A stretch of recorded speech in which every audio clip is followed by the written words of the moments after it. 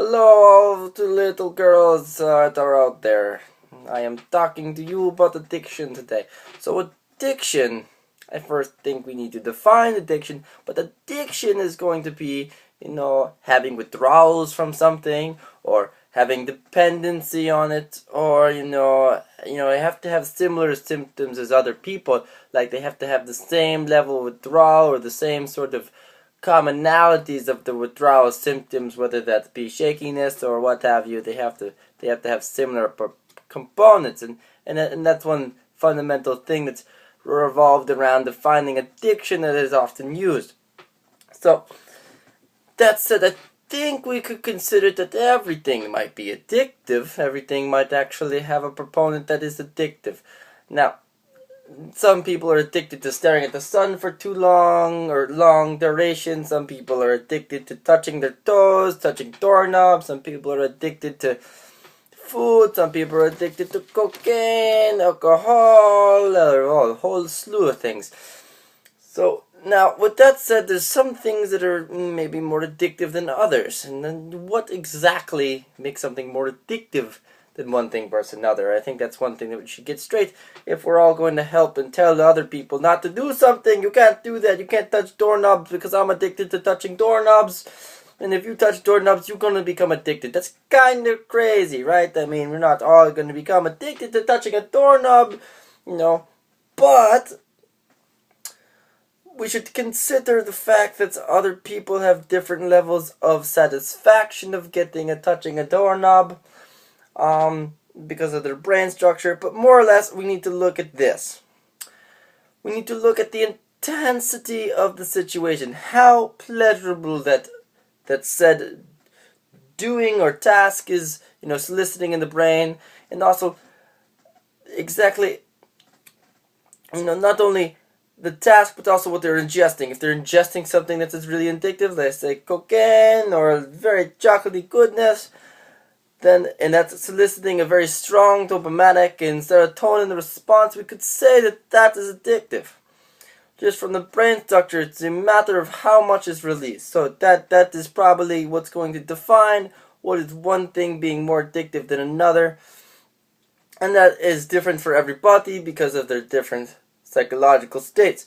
So we'll get into that in a little bit. So now we know that one thing may be more addictive than another, and that's based upon the intensity of the satisfaction that you get out of it. And we could try and define that with how much dopamic response you get and how much serotonin response you get in the brain activity that is generated from doing the task.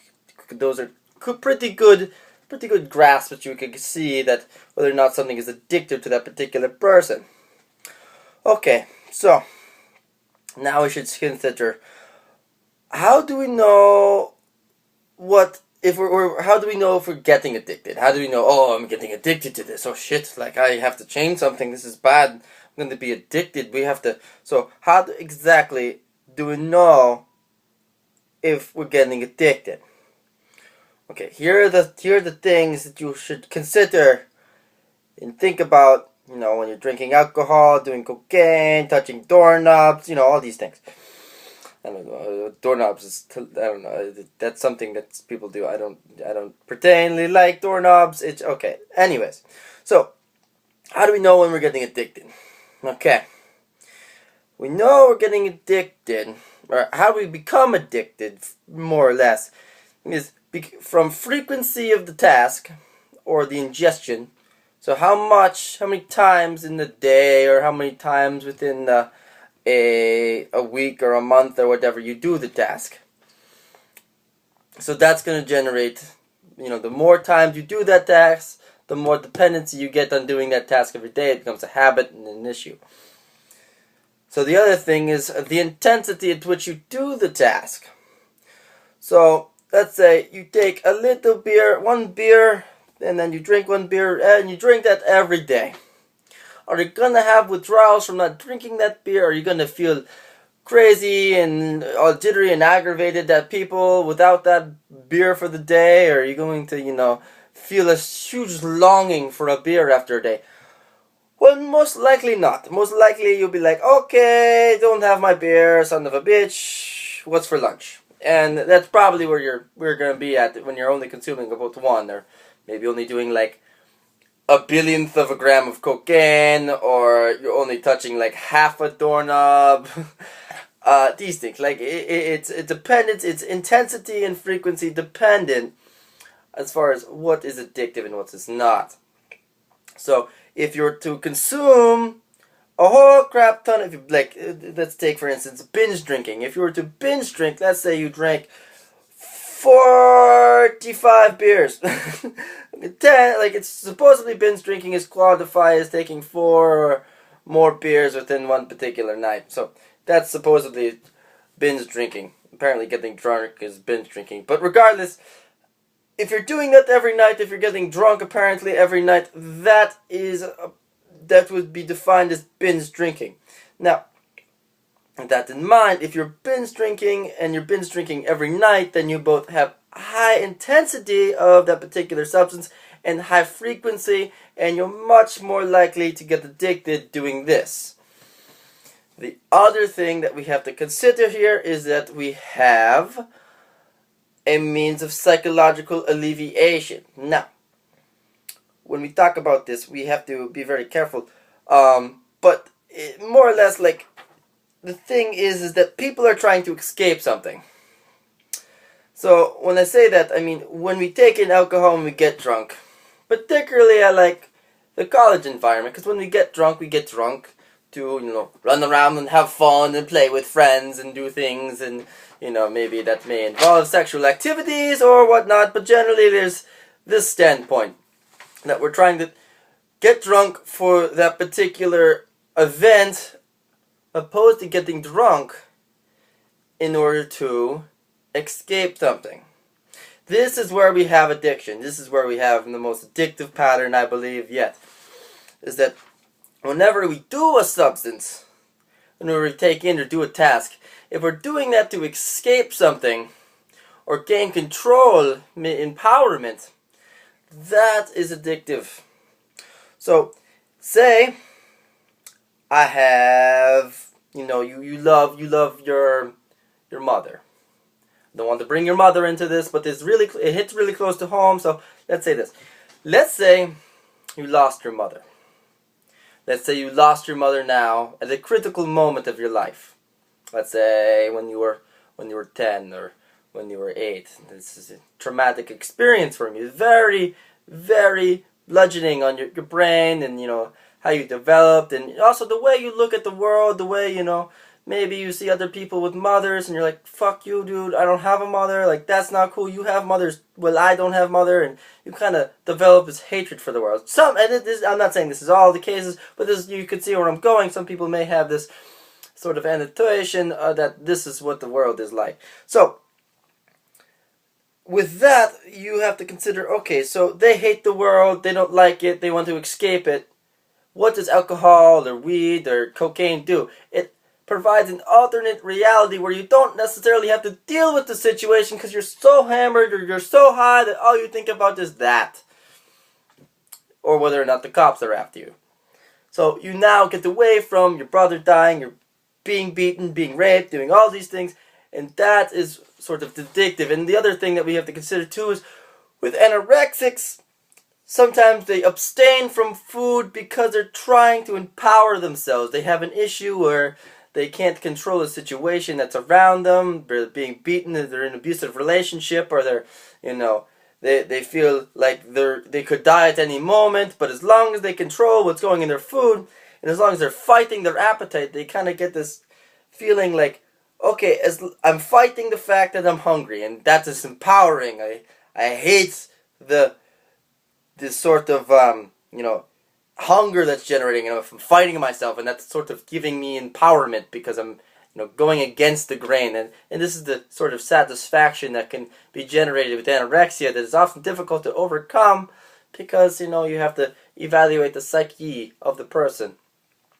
So, okay, so it's the frequency, the intensity, and the need to escape, or the pleasure that you get, or empowerment that you get from doing the task or ingesting the substance. That is how we get addicted. And you have to be careful if you're in any of these states where you're doing these things a lot, or you're doing these with a lot of intensity, or you're doing it to escape something, That's where you'll get addicted. Oxycontin, whatever it is, this is where you get addicted. Okay, so now let's bring this into food real quick. So food, salt, sugar, fat, these are really high intensity things they can be. You consume a whole lot of sugar at once, and you have a lot of serotonin and dopamine response, particularly actually serotonin. And so there can be highly intense, opposed to a normal food where you wouldn't exactly get that level of intensity, that level of response from your body from the ingestion of the food. So generally processed foods could per se be, we're not saying that food is really addictive that much, but per se because you're soliciting a stronger response from the food, a stronger liking for the food, therefore you're becoming addicted. The other thing is that processed foods, companies who make foods are constantly chasing your palate. So that being that as we ingest more sugary foods, we become, okay, this food isn't that good because it's not this sugary. So then we actually increase the amount of sugar because we're trying to chase your palate, meaning how much you like something, and because you're becoming immune to the sugar because you're taking in so much, we increase how much sugar it is, and therefore you like it more, and so you buy it more, and then you don't like it as much, and then we keep increasing it. So this is what food companies do. They keep tracing your palate, which isn't, we're just trying to provide you the best food possible, the most likable food, but in the end, we're actually resulting in some shift upward to a more calorically dense food that solicits a stronger response, and that is more addictive.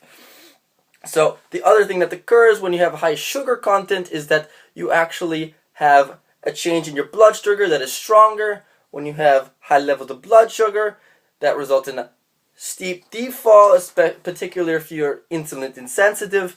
And when this steep defall causes you to actually want food more, sugar particularly, and then this is getting this addictive up and downer pattern that results in more addiction.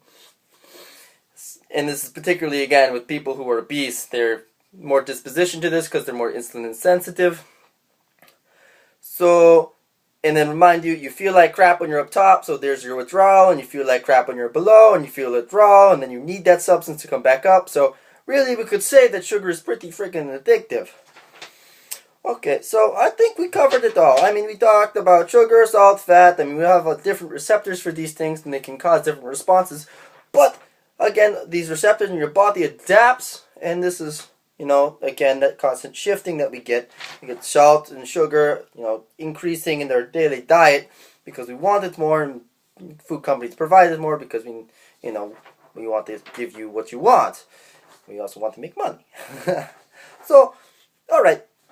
I think we covered it all. We covered addiction, withdrawals, dependency. You have to have similar symptoms. Oh, my bad. We have to go back to the similar symptoms. Similar symptoms meaning that you have to have the same response. But not everybody has the same response from sugar. But everybody could get the same response if they do it frequently enough, and if they do it to the level and degree and intensity. And the symptoms, per se, are not all going to be similar in everyone or as severe in everyone. We always say that weed isn't addictive. Well, if you take one puff from a cigarette and the person puts it down, well, hey, that person probably isn't going to be like, oh, withdrawal. It's because you've done it so much and you've done it so frequently, that person is becoming more addicted. So to say that sugar or foods are addictive, you can't say that because not everyone is addicted to food. But some people are addicted to food because they have ingested so much and done it in such frequency, and they've done it to escape their mom from hating them or whatever it may be. And this is what causes that food to now become addicted because the person is now more solicited to becoming addicted from the food. It's not per se that the food is addictive, it's that person is more likely to become addicted. Okay, that's it. Let's see if you like it, and this is my voice now. I'm not going to do it forever, but maybe I'll get more views by doing this, and hopefully you learn something. Okay, thank you very much. Come again.